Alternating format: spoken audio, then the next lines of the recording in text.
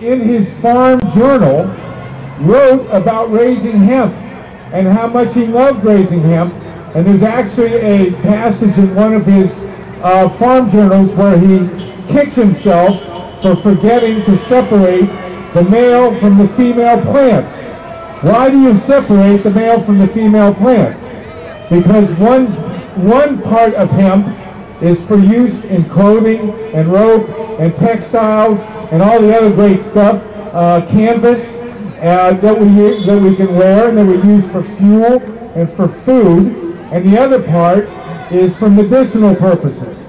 George Washington 100% knew about the medicinal purposes of hemp, and he raised hemp. In fact, now the very first headline that came out before there was even any feedback from the citizens of the state said, "No momentum." Well, it's kind of hard to have momentum if nobody knows about the bill yet, right? So they were kind of burying us before we even got started. But here's the deal: when this gets reintroduced next year, the papers aren't going to be able to say that, because this is momentum right here. These horns out here, these people driving by, that's momentum. So we have momentum. So when this bill gets reintroduced, if that's what it comes down to, we're going to have the upper hand on the media and maybe the politicians that don't necessarily want it to pass for whatever reasons. We're going to have that upper hand, and our voice is going to get bigger and bigger because of each and every one of you that are out here on this first day that we're doing this and getting it on the ground level and telling your friends. We also need to worry about that 27%. We need to make sure that everybody knows this isn't just, you know, a bunch of people hanging out trying to get high. That's not necessarily what this is. We've got a lot of medical conditions, a lot of real medical conditions that a lot of people out there have family members. It's going to kill me faster. They want to tell me I am a bad person for smoking a joint. Well, to be honest, I am sick and tired of being discriminated against because I want to smoke a joint, because I'm depressed, because I have anorexia and I cannot eat without it, because I have insomnia and I cannot sleep without it. I'm not a criminal. Nobody here today is a criminal. They don't want to give us our medicine because they think it's a gateway drug. Well, let me explain something. We can call it a drug for the medicinal purposes, yes, but this is no drug. This is a plant that has many, many purposes. Each different blend of this plant is bred for a different reason. We need to start realizing that. They need to do the real research, and everybody needs to stop falling for the propaganda that the U.S. government feeds us. The first thing, and we've already had someone thank them, is our representatives, our sponsors and co-sponsors that had the guts to introduce this bill, and as Hugo has promised us, we'll reintroduce it at the beginning of next year. Next is Central Ohio Normal. Central Ohio Normal is our youngest chapter. They've only been around about 6 months. They're still babies. They are the ones that decided to take on the rally projects.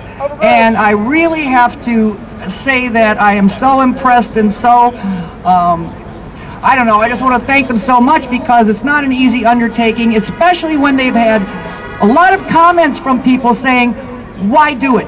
Why are you having a rally? Why are you going to spend the money? Why are you going to spend this time? Because it's not going to make it through this year anyway, because the session ends at the end of the year. Well, you know, I told them, I said, don't listen to that, because we have to start momentum going here in Ohio. And actually, I think having someone, whether it's 1, 2, 3, 4 people at the State House. So is everybody having a good time today? I'm not going to speak for very long. All I really want to say to everybody is we need to remember who's not able to be here. We need to remember the people who have financial, social, and economic situations where they show a fear to come out here.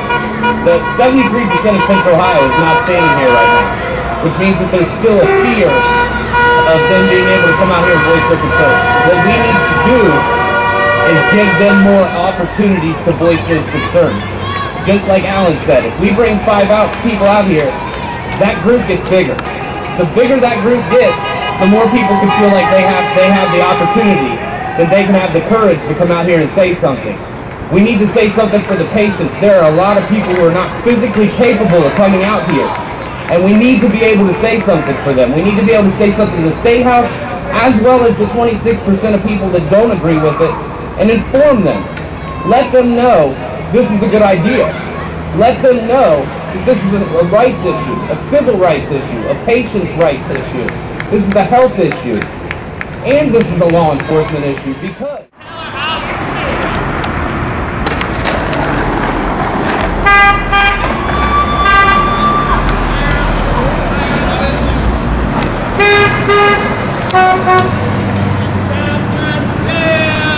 Suffering. And I mean, like, look at this beautiful building. You know, we probably paid for this, right? And we're paying for the jobs that go into this because we're the taxpayers. Let them get back to us. Let them save the voters. We may be sick, but we can still vote. And I'll tell you right now, get off your duck and register and vote. Because we will not make a difference unless we voice our opinion. That's right. You put your vote in the ballot and you feel good when you walk away. Because you did the right thing. On behalf of both of us, none of these medications and pharmaceuticals have helped on the slightest compared to what a little bit of good, organically grown cannabis can do. I have been prescribed more than 8 brain chemical altering chemical drugs in my lifetime, and I started using cannabis at the age of 15. It was then that I realized if I could just have a little bit of this instead of all of these laboratory-made drugs with these harmful and unknown side effects, that I could pretty much cure my mental ailments. Cannabis makes me able to function and take care of my responsibilities as if I have no ailments at all, and Colton feels the same way. Cannabis has become our belief, our cure, our passion, our medicine, and our hope. And to do my best to make a difference here in Ohio and pass the House Bill 478 so that this doesn't happen to anyone ever again. So that us patients can stop suffering, worrying, losing our homes and jobs and our futures over a natural medicine, and we can finally start healing. Prior law enforcement officer, I see the waste. I see the fact that all we're doing is using money to build an empire. The empire being is, if you think law enforcement's cheap, you're crazy. Law enforcement costs money. And the easiest way to get get money to support law enforcement is the small crimes. Look at any one of these parking meters out here. If you don't put your quarter in that parking meter, it costs you $2, $5, $10, whatever it may be. That is a source of revenue. Marijuana is no difference. It's a source of revenue. My opinion, which I also ran for sheriff in Richland County and would have taken the same message to the voters there. My opinion is that marijuana is a tool that's being misused and is ignoring the public opinion. He's sold off because they choose to use a natural substance as a medicine in the state of Ohio. I can't see it. I look at it as societal insanity. That 100 years from now, they'll tell children about that in schools. They'll say, you know, back in the 20th and the early 21st century, we used to lock people up for using a plant. And the children will say, oh no, that's not true. We didn't lock people up for a plant. Oh yeah, we did. We did. We took their children away from them. We sold their property. Is that how we want our children told, or our grandchildren told? We want them told, you know, in the early 21st century, we decided to let that old temperance movement go. We decided to stop the prohibition against a natural substance that some people find medical relief from. And I hope that that's what we come to. We should have a choice of what medication we want to take. That ladies' meet. People comes up to me and they say, oh, you look great. You don't look sick. But I could stand here and I could name off, you know, back problems, spine problems, fibromyalgia, chronic fatigue. I could go on, but I don't look sick. You don't have to look sick. And if the choice is for medical cannabis, why can't we have it? I want to know why. They'll give me all these drugs that ma'am has made that's going to kill my liver, affect my kidneys, and do other damage. Medical cannabis isn't going to do that. We should not be deprived the safest medicine known to man. Almost 6,000 accidental overdoses. Franklin County alone, now this is during a 4-year period. State Representative Kenny Yuko introduced legislation at the beginning of this year, House Bill 478, the Ohio Medical Compassion Act. We have 5 co-sponsors. Let's hear it for our co-sponsors and our sponsors. Hospital up there pretty well, and he set me up with some doctors who explained,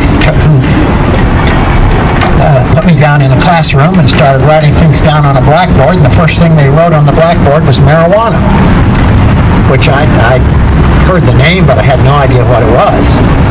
And they said, well, now marijuana has no negative action to the human body. It's not dangerous at all, but it also treats a lot of illnesses, which we would like to treat, but we can't because it's illegal.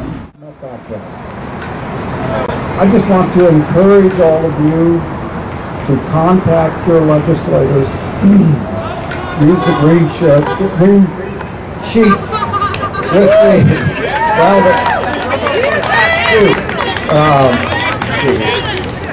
the Department of Health Committee members' names on. I'd like to suggest another name for you to add to your list. Representative Armand Budish. B-U-D-I-S-H. Representative Budish is the Speaker of the House of Representatives. And he can have a great amount of influence on when House Bill 478 is heard and what its ultimate fate is. So it's certainly good to contact all of the members of the Health Committee, particularly Chairman Barbara Boyd, but add the Speaker to your list and let him know that you support this bill, because he is the Speaker for all of Ohio, Speaker of the House, and he represents, in a way, all of us. I have personally let him know of my interest and support of House Bill 478, and I encourage you to do the same, and thank you again very much for coming.